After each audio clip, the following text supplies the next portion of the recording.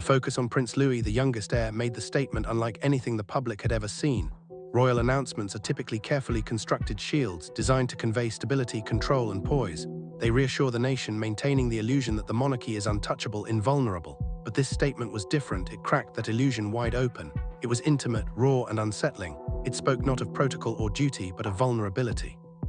For the first time, the public glimpsed the royal family not as distant figures performing ceremonial perfection, but as humans, grappling with fear, uncertainty, and the weight of private sorrow.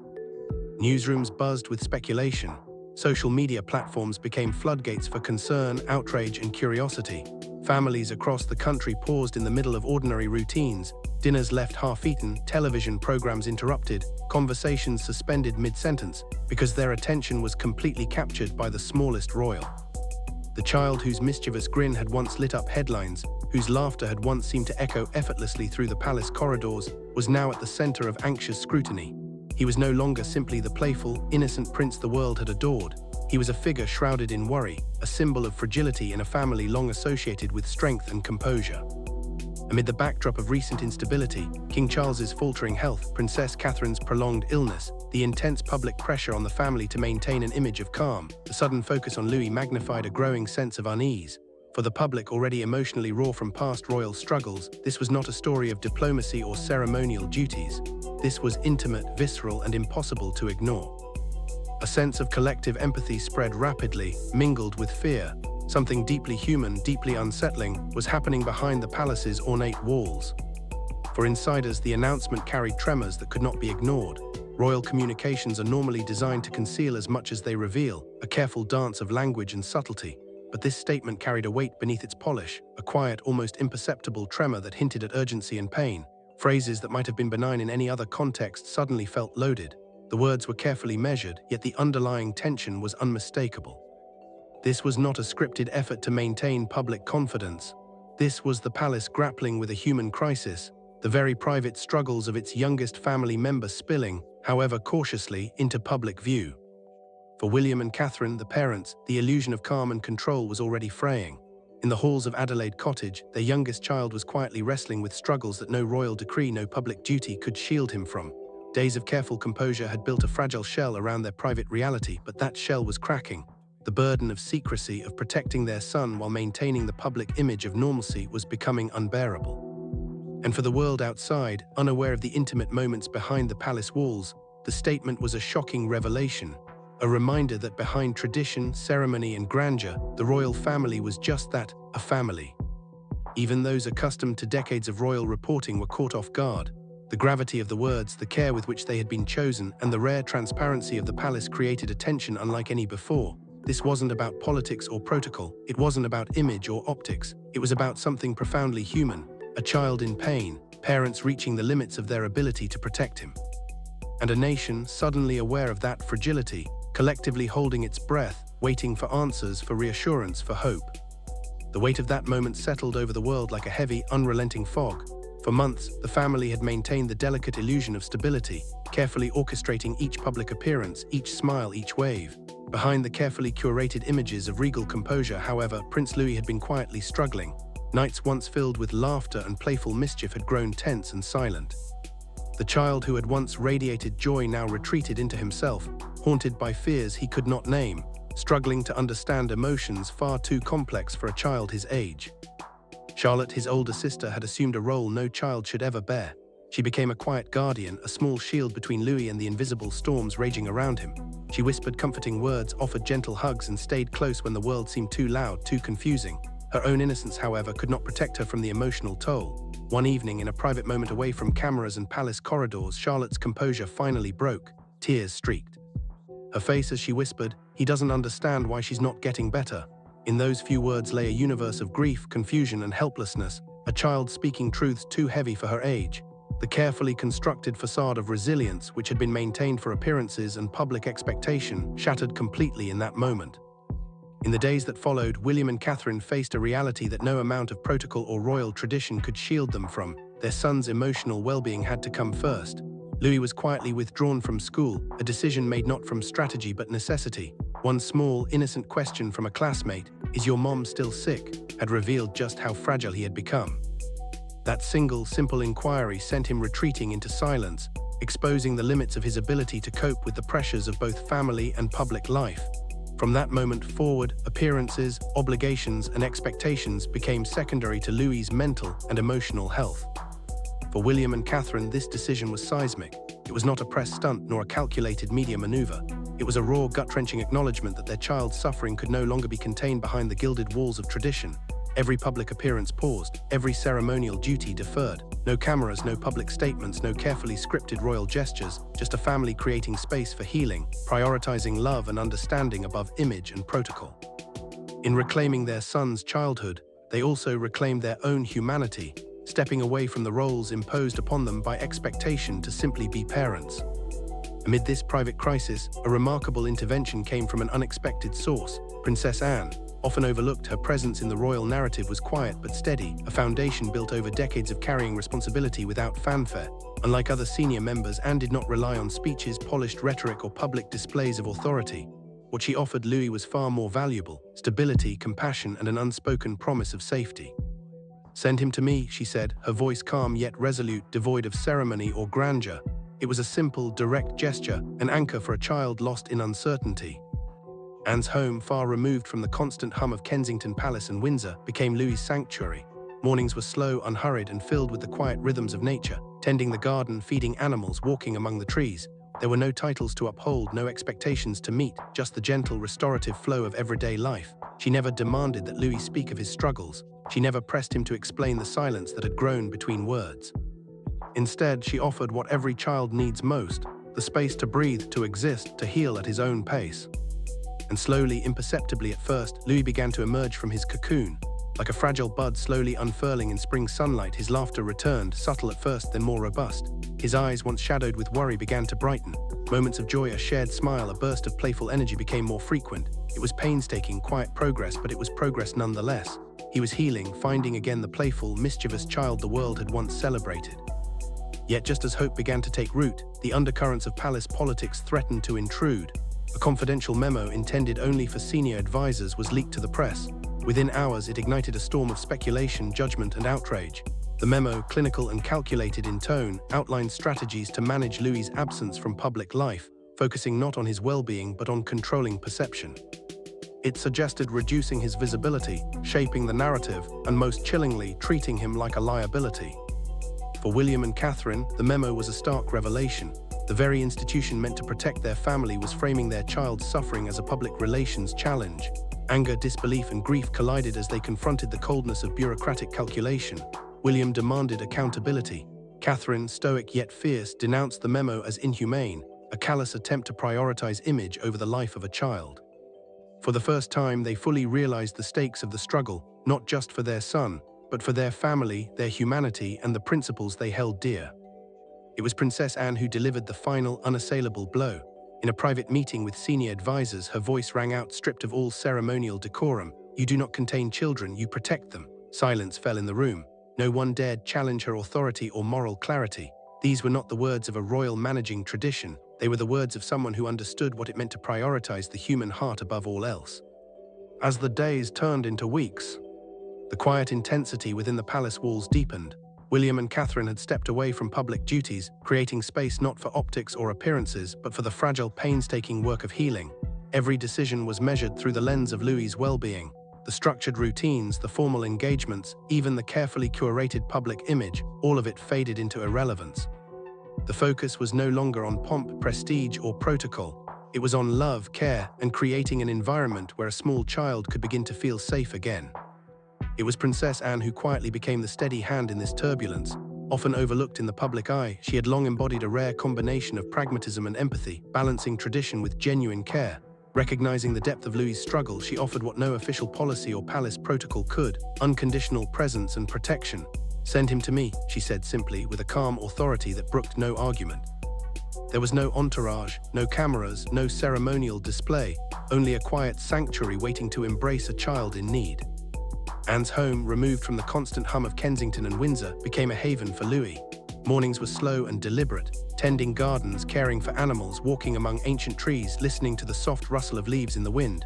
There were no titles to uphold, no schedules to follow, no expectations to fulfill, only the gentle rhythm of daily life, uninterrupted and predictable.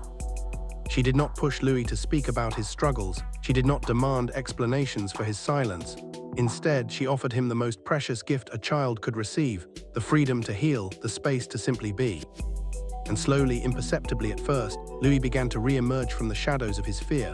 Small smiles, hesitant at first, began to break across his face. Laughter once lost returned in fleeting bursts. His eyes, once shadowed with anxiety, started to glint with light and curiosity. Every gesture, every moment of joy was a tiny victory, a testament to the resilience that often hides beneath the surface of even the most fragile souls. It was the careful, almost sacred work of restoration, incremental, delicate, and entirely human. Yet the fragile peace could not remain untouched for long.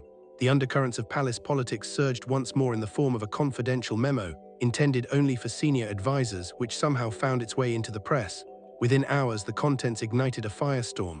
The memo was chilling in its precision, cold and calculated in tone. It outlined strategies for managing Louis's absence from public life, but the language revealed a frightening truth. The child was being treated not as a human being in need, but as a liability to the monarchy's carefully curated image, reducing visibility, controlling narrative, and framing his struggle as a public relations problem. The words themselves were almost surgical in their detachment. For William and Catherine, the revelation was devastating. The institution that was meant to protect their family, to safeguard their child, had instead treated Louis's pain as a threat to its own image.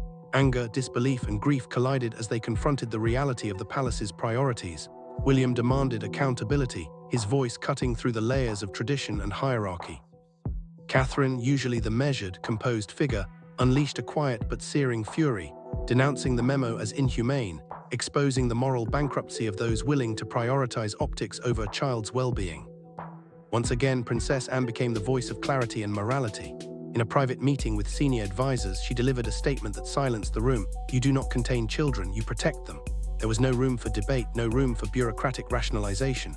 Her words were not those of a royal managing protocol. They were those of someone who understood that sometimes the most extraordinary act of courage was simply to care, to prioritize humanity over tradition.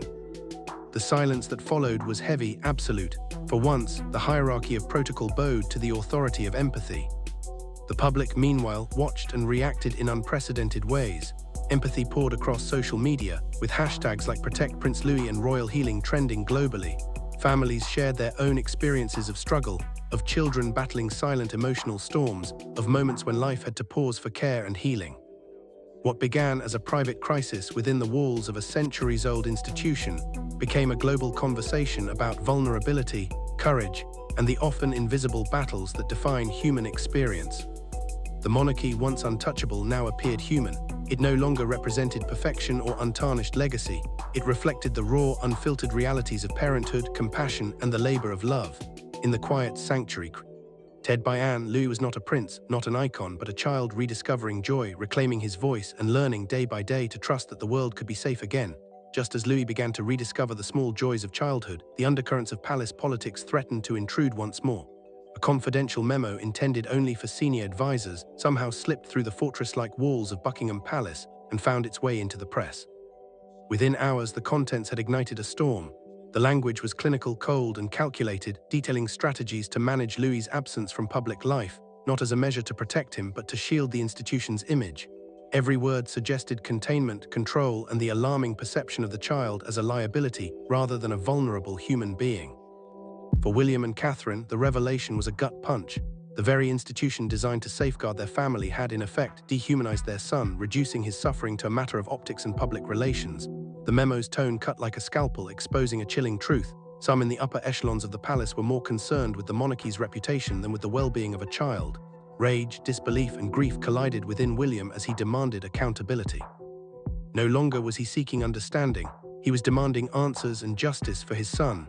Catherine, ever the composed and steadfast figure, channeled her fury into words sharp and precise, denouncing the memo as cruel and inhumane, a document authored by those hiding behind titles while a child silently endured.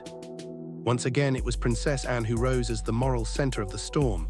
In a private, tension-filled meeting with senior advisors, she delivered a statement that silenced the room. "You do not contain children, you protect them." Her voice, stripped of all ceremony, reverberated through the hallowed halls with an authority that none dared challenge. These were not the words of a royal managing protocol. They were the words of someone who knew that the highest duty of any family, regardless of title or tradition, was the protection and care of its youngest members. The advisors, steeped in decades of hierarchy and propriety, could do nothing but absorb the force of her conviction. Outside the palace walls, the public reaction was immediate, raw, and widespread. Social media erupted with a tidal wave of empathy, support, and indignation. Hashtags such as Protect Prince Louis and Royal Healing trended globally, sparking conversations about mental health, resilience, and parental courage. Ordinary families shared stories of children navigating silent struggles, of nights when they had to pause life's routines to provide care and space for healing. What had begun as a private struggle within the royal household had grown into a worldwide dialogue on the universality of vulnerability and the power of empathy. Louis, meanwhile, continued to thrive in the quiet sanctuary and provided. Each day unfolded with gentle consistency. Mornings began with the sun spilling across the garden as he tended to plants, fed animals, and wandered along the tree-lined paths, listening to the soft chorus of birds. There were no demands, no cameras, no expectations, only the rhythm of life itself. Anne never pressed him to speak of his fears, nor did she try to force explanations for the silence that had once enveloped him. Instead, she offered something infinitely more vital: space, patience, and the quiet presence of someone who simply understood. Slowly, imperceptibly, the child began to return to himself. His laughter, once dimmed by anxiety, began to bubble forth in delicate, spontaneous bursts. His eyes, previously shadowed by worry, brightened with curiosity and joy.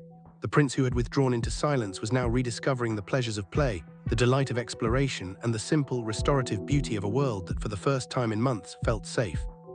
Each smile, each moment of ease, became a victory, an affirmation of the resilience buried deep within him. In this cocoon of quiet and care, Louis was no longer defined by duty, expectation, or the unyielding gaze of the public. He was simply a child, learning to trust again, reclaiming joy, and finding in the rhythm of nature and the steadfast love of family the most profound kind of security. It was a transformation invisible to the world yet monumental in its significance, a reminder that even in the shadow of centuries of tradition, the truest acts of courage often unfold quietly in spaces untouched by cameras and headlines. That single image, Louis kneeling beside his mother, hands in the soil, face lit with quiet focus, became more than a photograph. It became a symbol, a story told without words, of vulnerability, resilience, and the power of care.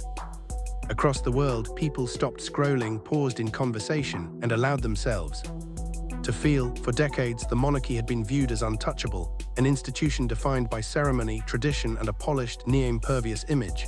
But here, in the soft light of a garden, it was clear they were human, they hurt, they healed, and they loved. Louis's journey back to joy was not instantaneous. Each day brought small victories, moments when a laugh bubbled up unexpectedly, when curiosity returned to his eyes, when he asked to explore the garden paths just one more time. Anne never rushed him. She offered no advice, no interventions, only a quiet constancy, the steady rhythm of normal life. There were no cameras to capture progress, no public statements to shape perception, no pressures to perform for a gaze that could be unforgiving. Slowly, carefully, Louis learned to trust again, to reclaim the small freedoms stolen by fear and anxiety. In parallel, William and Catherine underwent their own transformation.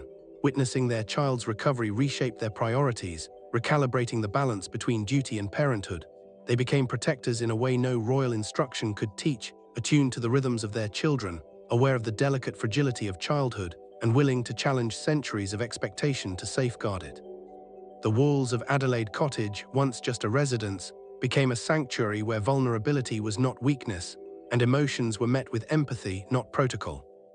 Yet the story extended beyond the palace. The leaked memo had ignited conversations far beyond royal circles. Worldwide, parents and caregivers found resonance in Louis's struggle. Mental health organizations amplified the discussion, emphasizing the urgency of listening to children, validating their fears, and prioritizing emotional well-being over image or expectation. Social media became a platform not for gossip or speculation, but for advocacy, understanding, and shared humanity. Families shared their own private struggles, the silent battles their children faced, the nights spent comforting, listening, and waiting for healing to take root. In Louis's story, millions recognized their own lives reflected back, pain, vulnerability, and the transformative power of care.